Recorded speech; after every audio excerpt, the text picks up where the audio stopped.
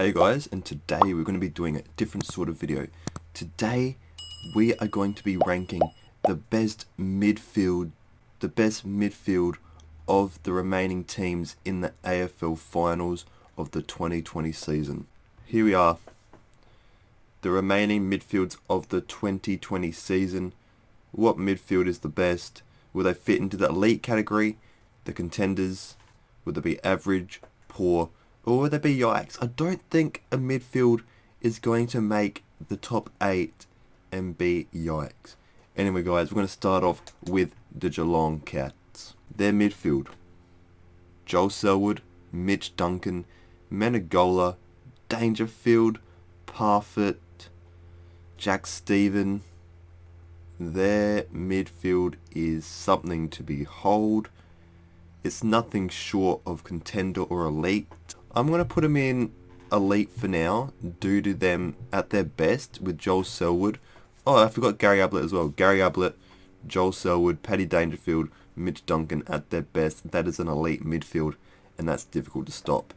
Now, the West Coast Eagles: Dom Sheed, Luke Shuey, Andrew Gaff. The tough midfield as well. That's a very tough midfield. You got Tim Kelly as well coming over from the Cats.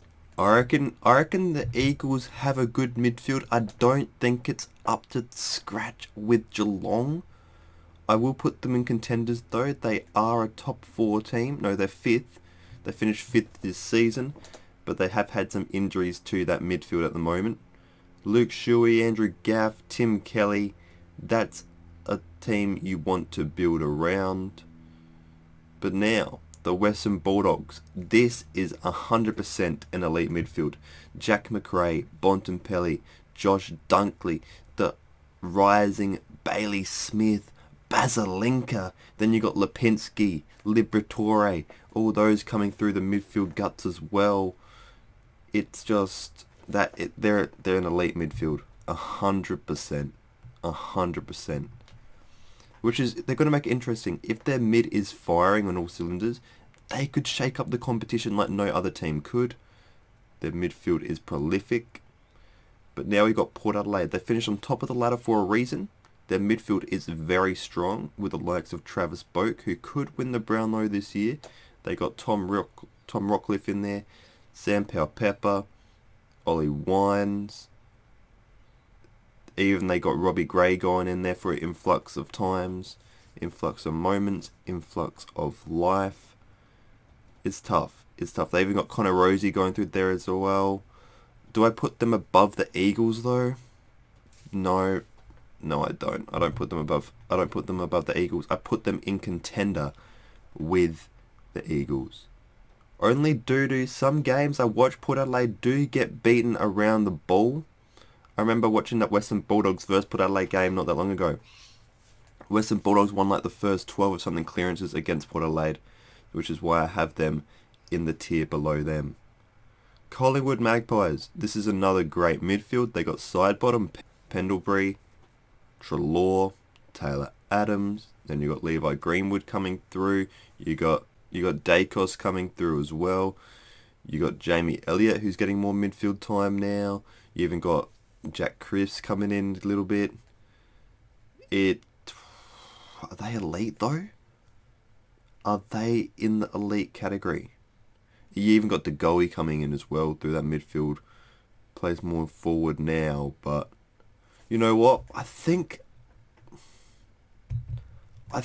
they're better than, I reckon they're the top end of contenders. I feel like they're a good midfield, but I don't know if I can put them in the elite category just yet. The Brisbane Lions. What a midfield this is. You got Lockie Neal, who's probably going to win the Brownlow medal. You got Dane Zorko, who plays more forward now. You got Hugh McCluggage, Jared Berry, Jared Lyons. We even got Cam Ellis-Yeoman a little bit, even though he isn't as big as the other players. He is a good midfielder. But once again, can I put them in that top tier? I don't know. You got Mitch Robinson. He doesn't really start in the guts though.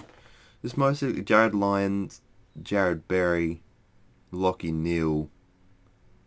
They're their main three, with Hugh McCluggage running through.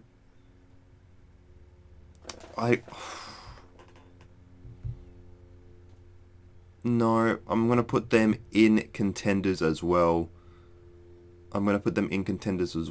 It's just how I have to go with it. It's just how it goes. I'm not being a simp towards the midfields. They're all good sides. They are all contending to be the best midfield in the comp. That's what that tier is. I just think Geelong and Western Bulldogs midfield are better at this day and age. Now we got the Richmond Tigers. A very, very, very talented midfield. Cochin, Martin, Prestia. That is all I can say with that. Those three there in name are names that are next level. They've won premierships with that midfield, and with saying that, I think I have to put them in elite. It may be a bit odd, even though Dusty didn't have the best year. I think I have to put them in the elite category due to their success over the past couple of years. Now we got, we even got Shea Bolton on the rise in there as well. Their midfield is just up and coming very, very quick. I think Dusty, Cochin, Prestia, Edwards.